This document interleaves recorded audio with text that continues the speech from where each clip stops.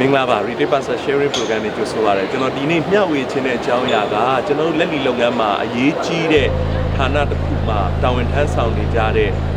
ဝန်ထမ်းတွေနဲ့ပတ်သက်ပြီးတော့ကျွန်တော်မျှဝေခြင်းပါတယ်အဓိကလက်လီလုပ်ငန်းမှာအရေးကြီးဆုံးဌာနတစ်ခုကကျွန်တော်တို့ဝယ်ယူရေးကုန်ပစ္စည်းဝယ်ယူရေးဌာနတစ်ခုပဲဖြစ်ပါတယ်အဲ့ဒီကုန်ပစ္စည်းဝယ်ယူရေးဌာနမှာတာဝန်ထမ်းဆောင်နေကြတဲ့အဝယ်တော်တွေအနေနဲ့ကျွန်တော်တို့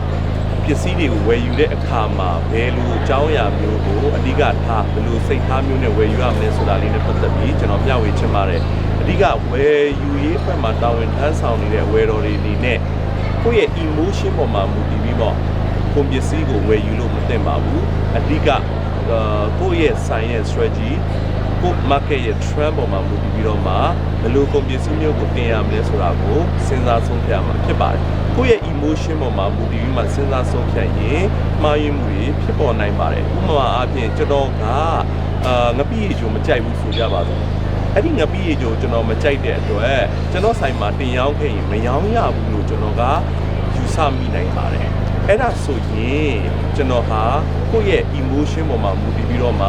ကုန်ပစ္စည်းကိုဝယ်ယူတဲ့သဘောဖြစ်သွားပါတယ်။ဒါကြောင့်ငပိရေကျွန်တော်ကမကြိုက်ပေမဲ့ငပိရေကြိုက်တဲ့ customer တွေရှိနေတယ်ဆိုတာကိုကျွန်တော်သိဖို့လိုပါတယ်။ဒါကြောင့်ကျွန်တော်တို့အဝယ်တော်တယောက်အနေနဲ့ကိုယ့်ရဲ့ emotion ပေါ်မှာမူတည်ပြီးမှကုန်ပစ္စည်းဝယ်ယူမှုကိုလုံးဝမပြုလုပ်သင့်ပါဘူး။ကိုယ့်ရဲ့ဆိုင်ရဲ့ strategy ကိုယ့်ရဲ့ market trend ပေါ်မှာမူတည်ပြီးတော့မှ consumer တွေရဲ့ needs and want ကိုစဉ်းစားဆုံးဖြတ်ပြီးမှကုန်ပစ္စည်းဝယ်ယူသင့်ပါတယ်။ဒါကြောင့်မမေ့ပါနဲ့ကိုယ့်ရဲ့ emotion ပေါ်မှာမူတည်ပြီးကုန်ပစ္စည်းဝယ်ယူလို့လုံးဝမသင့်ပါဘူးဆိုတာလေးကိုကျွန်တော်ဒီမှာကြည့်နေတဲ့လူအားလုံးကိုမျှဝေချင်ပါတယ်။ကျွန်တော်ရဲ့ sharing program ကိုကြည့်ရှုပေးတဲ့အတွက်ကျေးဇူးအများကြီးတင်ပါတယ်။ပျော်ရွှင်စရာနေ့လေးဖြစ်ပါစေခင်ဗျာ။